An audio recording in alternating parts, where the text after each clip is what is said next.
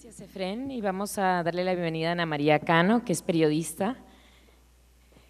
editora, así como la codirectora del proyecto de la colección Savia Botánica, en donde se ha dedicado a hacer ya 5 tomos del inventario botánico de Colombia. Por favor, Ana María Cano, bienvenida, toma asiento.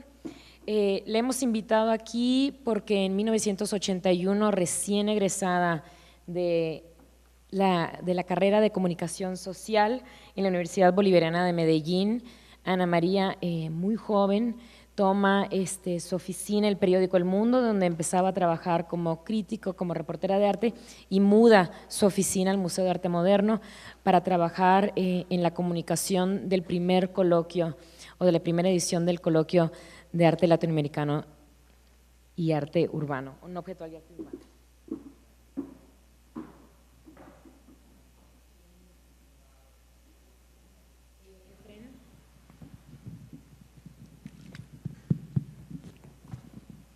Efren, muchas gracias por tu presentación.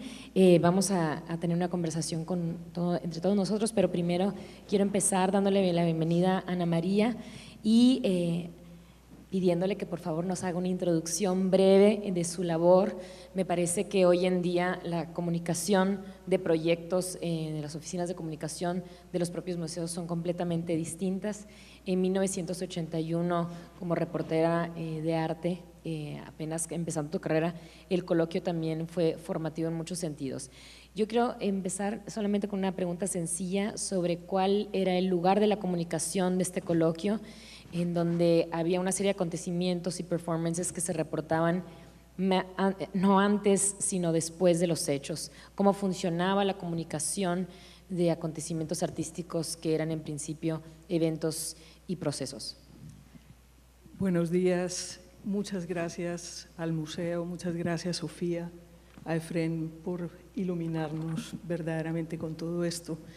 No puedo contestar esa pregunta sin hacer la mención de Alberto Sierra. Creo que Alberto Sierra es una persona que hizo un estímulo en esta ciudad para crear el ambiente propicio para que se arriesgara el arte, para que se comunicara el arte, para que el arte tuviera interés público. Tuve, siendo muy joven, entrando apenas al periódico El Mundo a trabajar en el área de artes visuales, la maravillosa pedagogía y paciente pedagogía de Alberto Sierra, quien me introdujo en el arte que se hacía en ese momento en la ciudad y en el país y en América Latina. Yo creo que fue precisamente como su informal cátedra cotidiana de mostrarme y presentarme personas que eran relevantes en el arte, la que probablemente me llenó de la confianza y de la osadía de aceptar el encargo de ser quien comunicara a los medios de comunicación lo que iba a pasar en el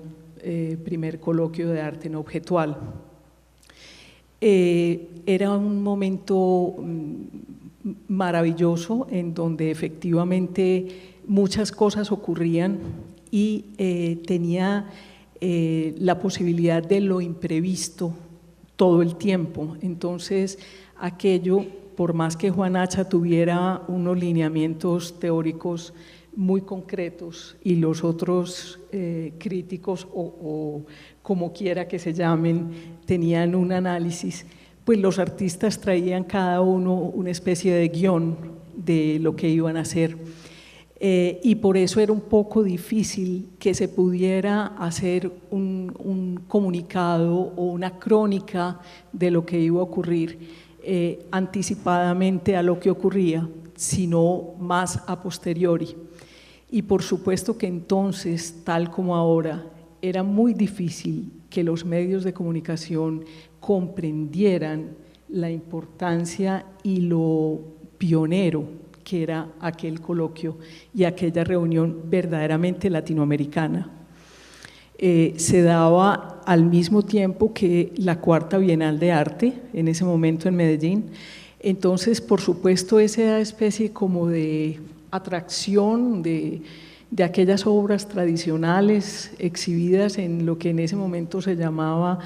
el Palacio de Exposiciones,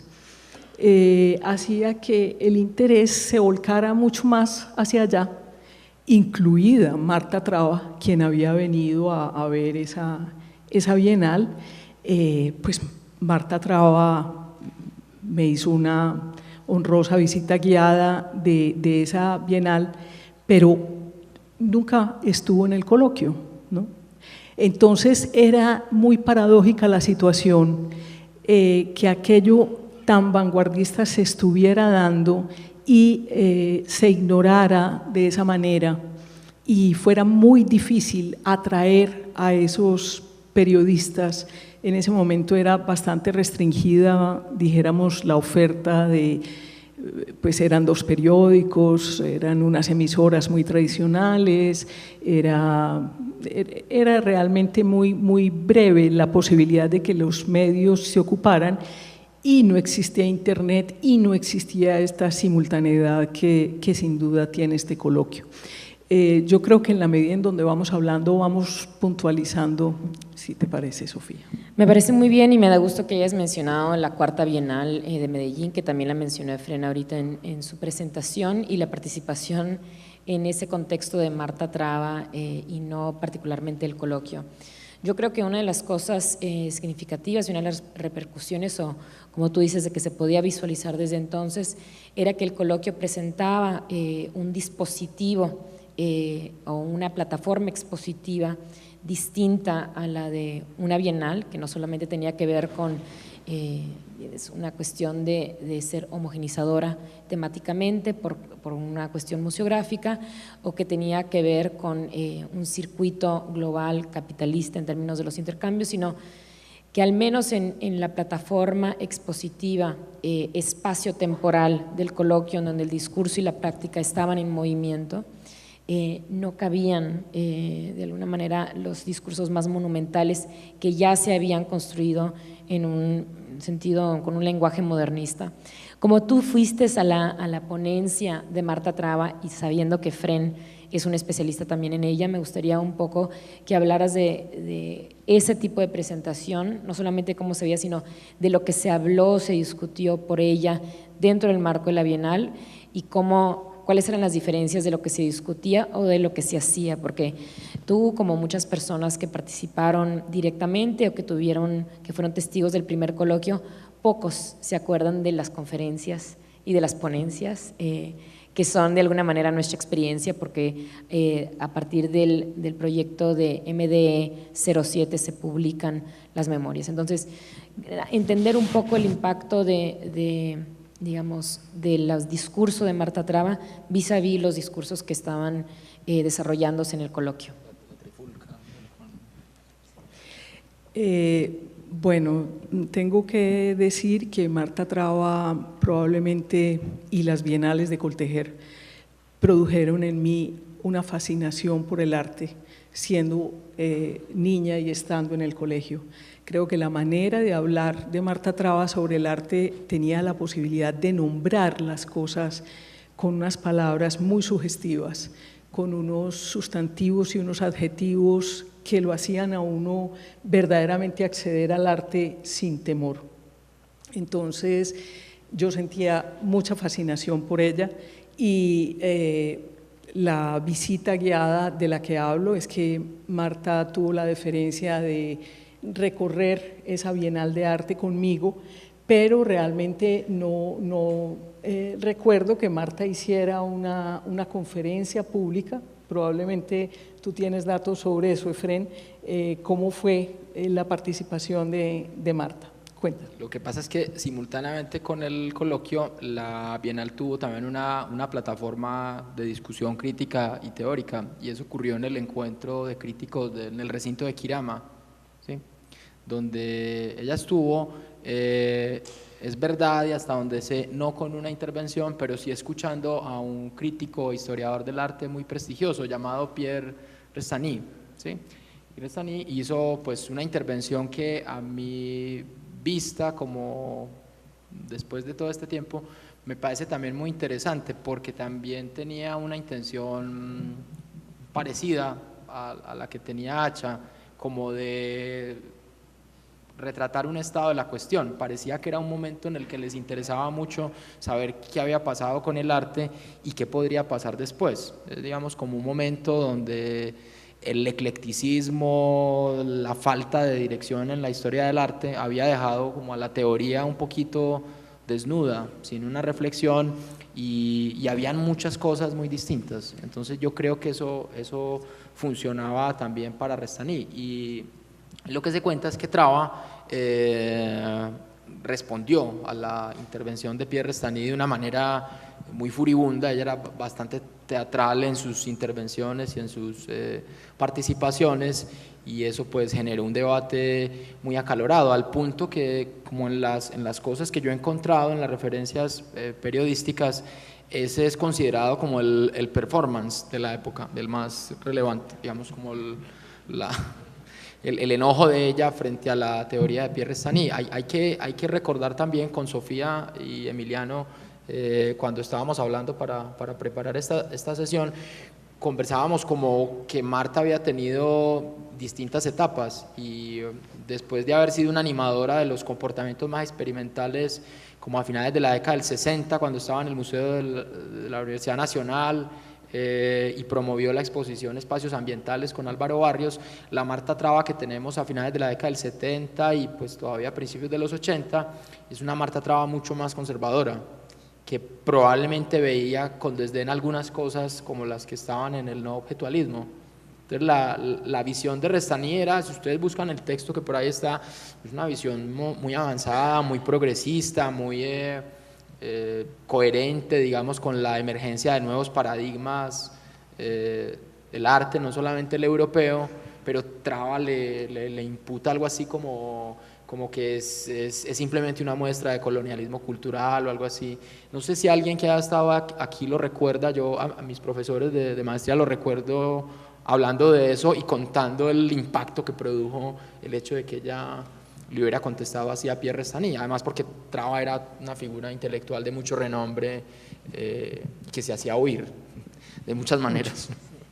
A mí me parece que también una de las cosas que, digamos, lo entendemos, pero que me parece importante enfatizar, es de que Juan Hacha, Marta Traba y muchos de los participantes del coloquio habían tenido una experiencia de exilio de sus países, habían estado trabajando en distintas partes de la región de América Latina, partes del mundo,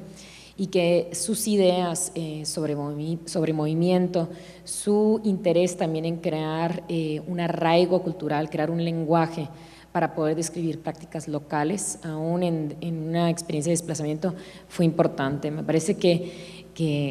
el tema de las controversias, el tema de crear comunidad. Yo quiero preguntarle ahora a Emiliano, y después de haber tenido una excelente presentación de Fren y de poder contemplar también la importancia de una crónica después del hecho,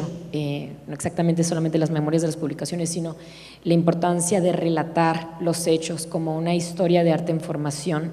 que entonces la comunicación cumplía, la comunicación del Museo de Arte Moderno de Medellín, que me pareció sabio e inteligente de Alberto Sierra, y que hoy en día sigue siendo, yo también diría que es una de las cosas que nos da o que importan, que se pueden retomar desde ese coloquio, que se pueden sembrar, que se sembraron ahí, que están dando frutos hoy en día. Yo le quería preguntar a Emiliano Valdés, curador de aquí, que inicia con este interés curatorial, no solamente desarrollar un programa de exposición, pero que también dentro de un programa que es tanto curatorial como educativo, un interés en hacer un segundo coloquio, a sabiendas que la experiencia de movilidad, tanto de él, por ejemplo, de Guatemala acá, pero en general la movilidad de la región de muchos críticos ya no es necesariamente desarrollada por los museos a través de coloquios, como leer en este momento, sino en gran parte a través de los circuitos de las bienales y en los últimos años en los circuitos de las ferias de arte contemporáneo, que han podido lograr crear conferencias, y coloquios en ese sentido de especialistas del arte para poder compartir la producción de su región y tratar de colectivamente crear el lenguaje para hablar de una creación artística en América Latina. El campo de trabajo es infinitamente distinto y lo que nos han dado todas esas plataformas también expositivas es mucho de lo que generó el coloquio inicial en el 81. Entonces, ¿cuáles son las intenciones? Entiendo las motivaciones, pero ¿de qué manera, me entiendes, pretendes que un coloquio de esta naturaleza se distinga o contribuya a lo que ya está sucediendo en el intercambio cultural dentro de la región con una gran cantidad de expertos moviéndose y compartiendo información?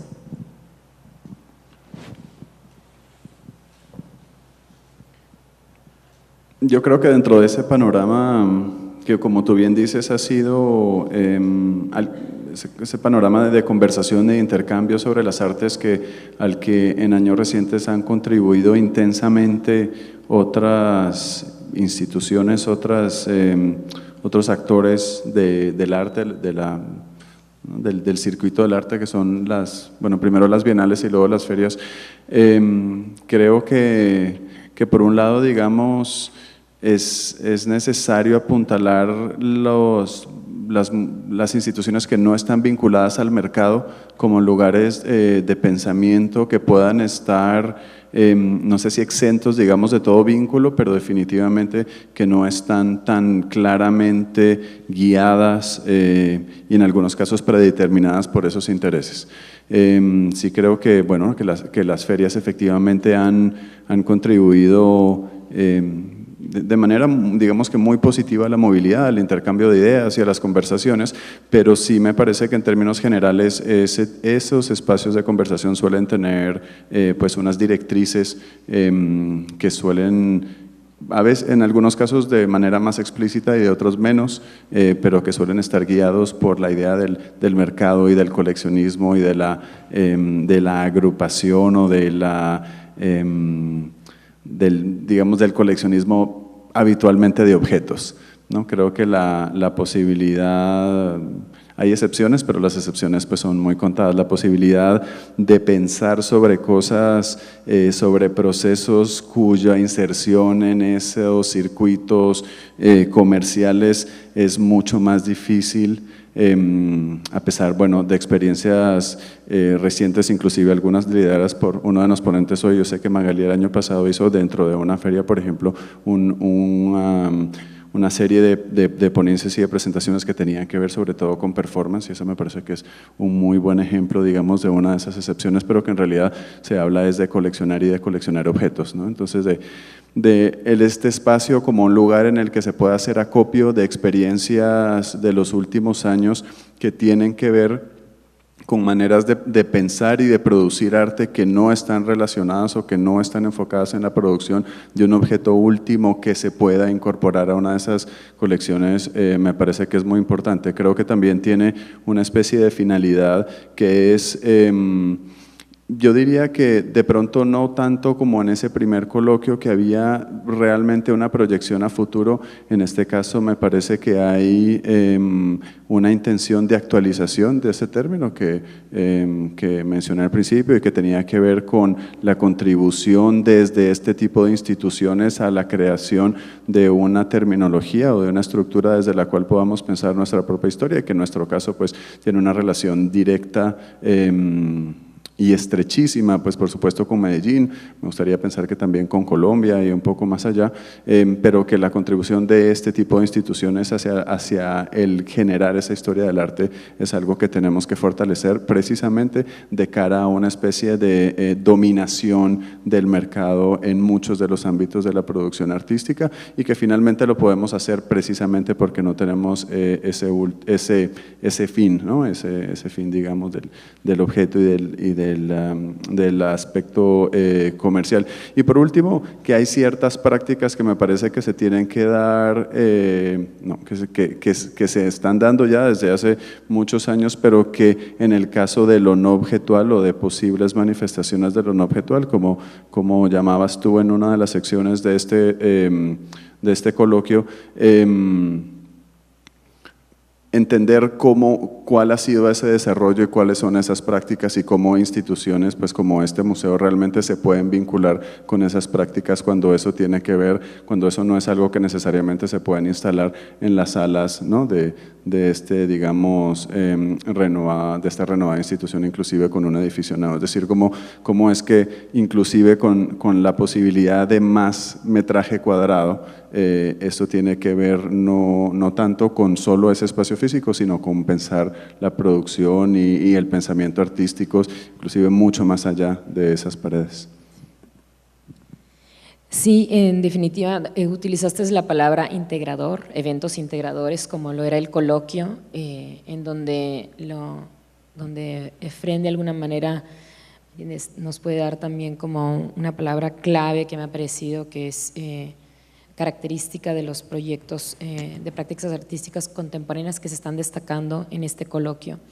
Yo te platicaba, Ana María, que muchos de los proyectos, y le platicaba también al público en la introducción,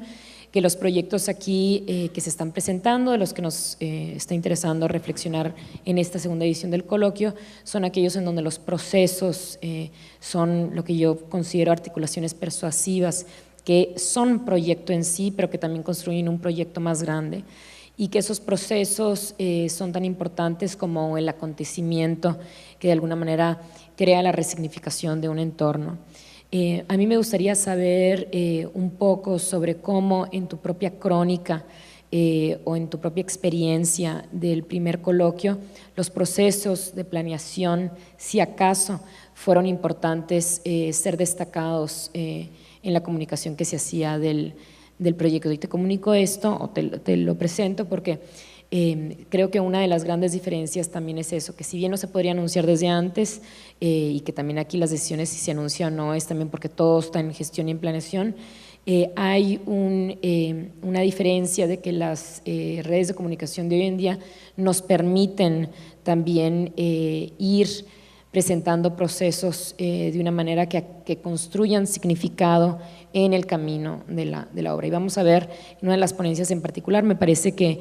la de Magalia Arriola, si se mantiene lo que es inicialmente, vamos a aprender de cómo estos procesos de alguna manera tienen significado. Pero quiero entender un poco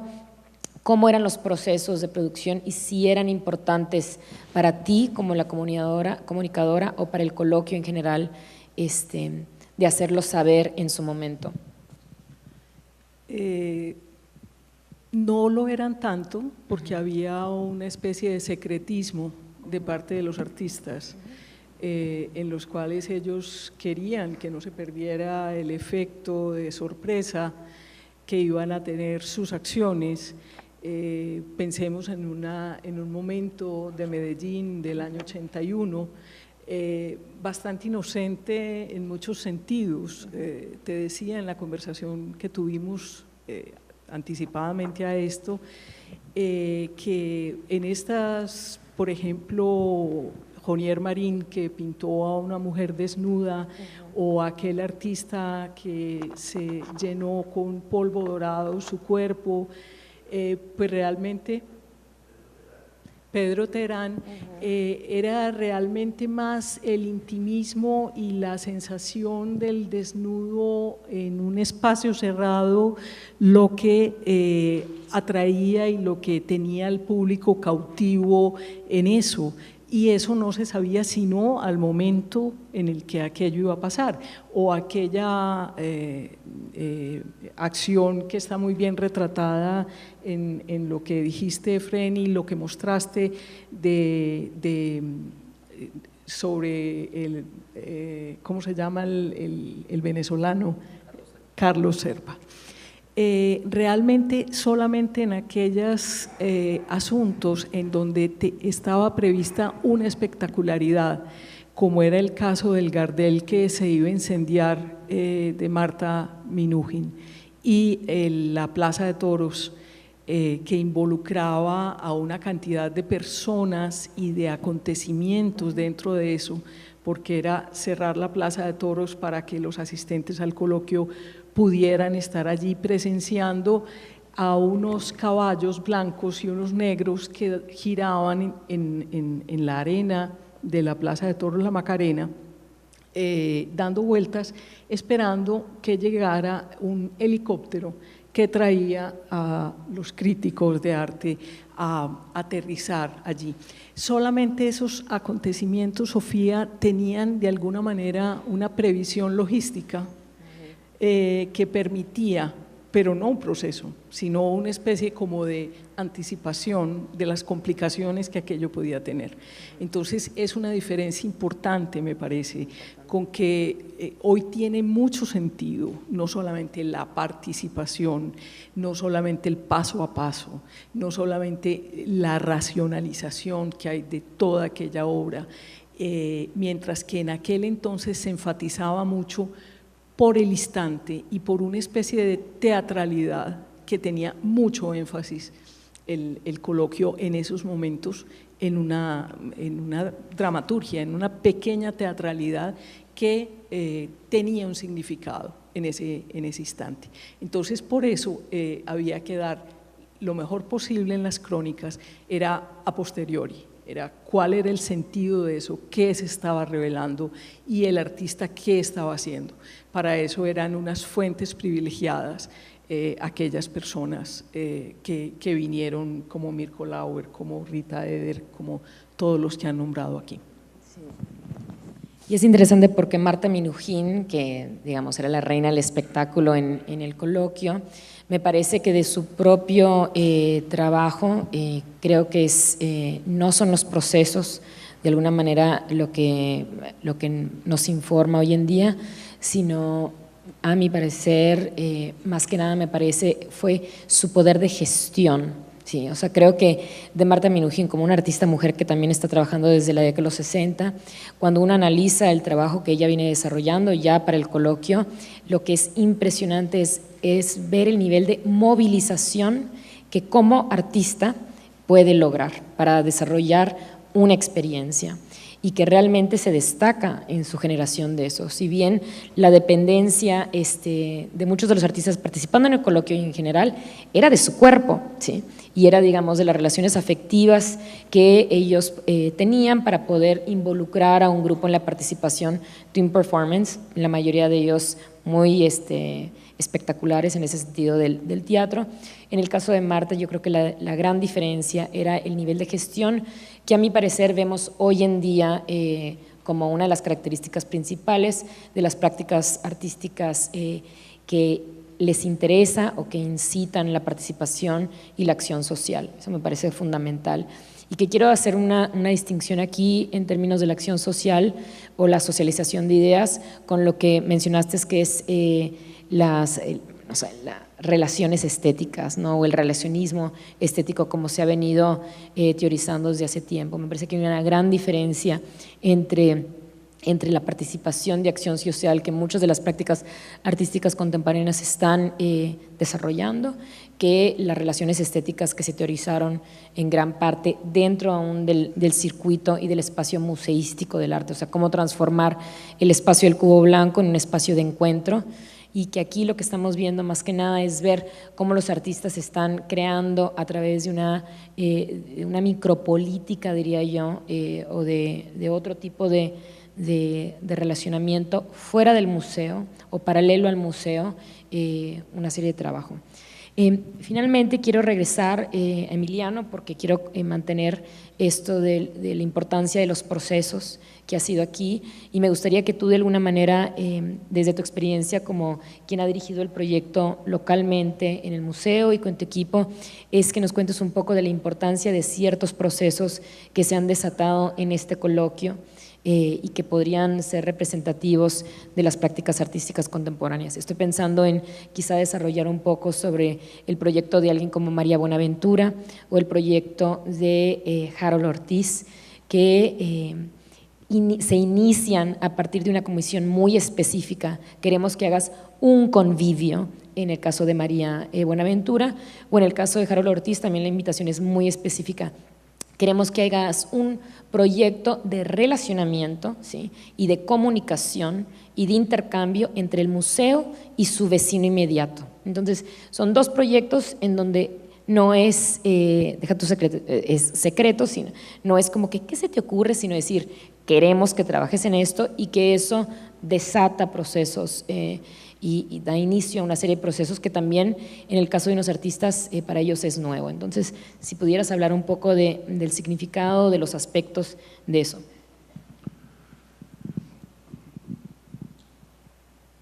Yo creo que de esos proyectos, uno de los aspectos más interesantes es que quizás los puntos, no quiero decir más importantes, pero más de mayor intensidad al desarrollo de esos proyectos ya pasaron o están pasando ahora mismo, ¿no? Y lo que nosotros en realidad vamos a ver es una especie como de resumen, de resultado, de acopio de una serie de acciones y de conversaciones y de relacionamientos que se llevaron a cabo, pues en el caso de Harold desde hace meses, y que involucró no solo la preparación del evento de hoy, sino además otra serie de procesos que de alguna manera contribuían, pero solo indirectamente, y que esos procesos probablemente no saldrán a la luz, y eso está bien, y creo que eso es una de las cosas que hacen, digamos, de este tipo de proyectos requieran pues un poco esa estructura procesual de la que hablabas tú antes, y que se vuelven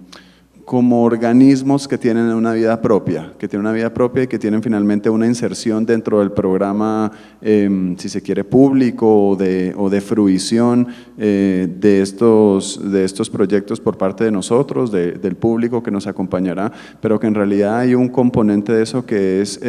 semiprivado, ¿no? Y es semiprivado en la medida en la que para llevar a cabo ese tipo de proyectos en realidad hace que se generan relaciones entre el artista, los colaboradores, los que contribuimos a hacer lo posible desde la logística o desde el acompañamiento, y las comunidades con las que esos tienen que ver. Es decir que a mí me gustaría pensar en realidad que todas esas cosas, digamos que lo que nosotros vemos, lo que sale a la luz es un componente pues relativamente menor, en algunos casos más o menos espectacular, pero que en realidad el cuerpo y la mayor parte de los contenidos son unos que se están sucediendo en este momento, y digo literalmente en este momento porque María Buenaventura está cocinando con una serie de mujeres huerteras, de colaboradores de distintas procedencias, mientras nosotros estamos aquí, ¿no? Ella está pues en diálogos que probablemente son de una naturaleza muy distinta, pero que finalmente informarán esos alimentos que nosotros vamos a consumir antes. Y en el caso de Harold Ortiz, que está preparando esta serenata con músicos que viven en la unidad residencial vecina,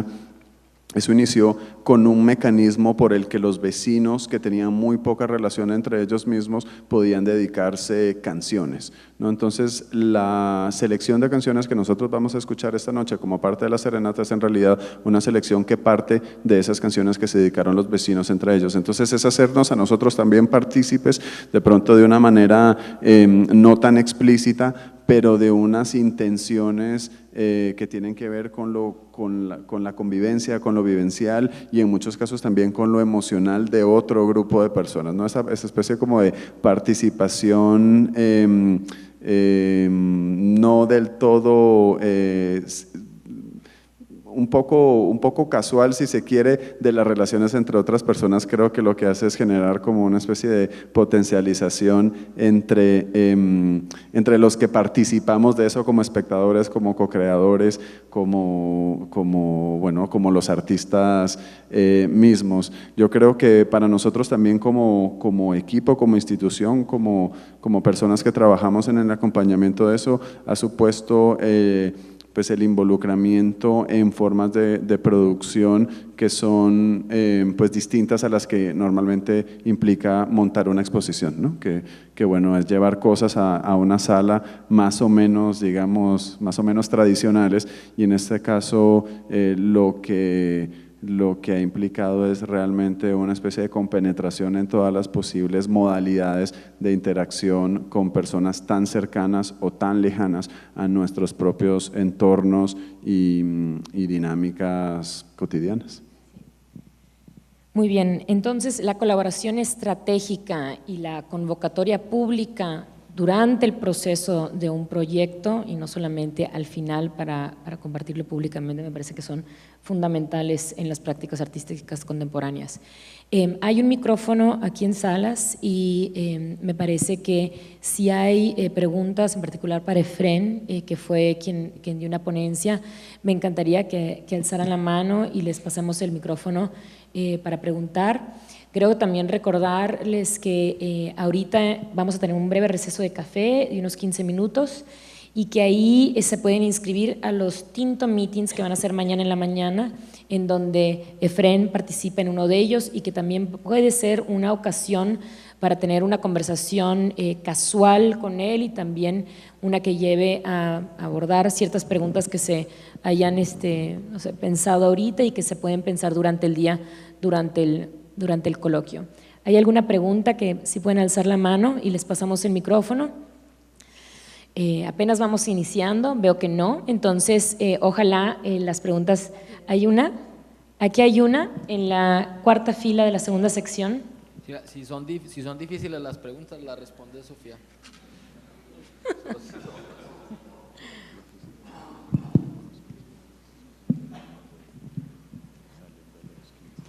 Es como un comentario y pregunta para Efren, creo que son, o más bien como el intento de establecer un diálogo. Creo que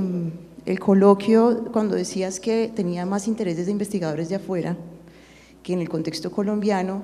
me parece que representa también una situación actual que no podemos obliterar,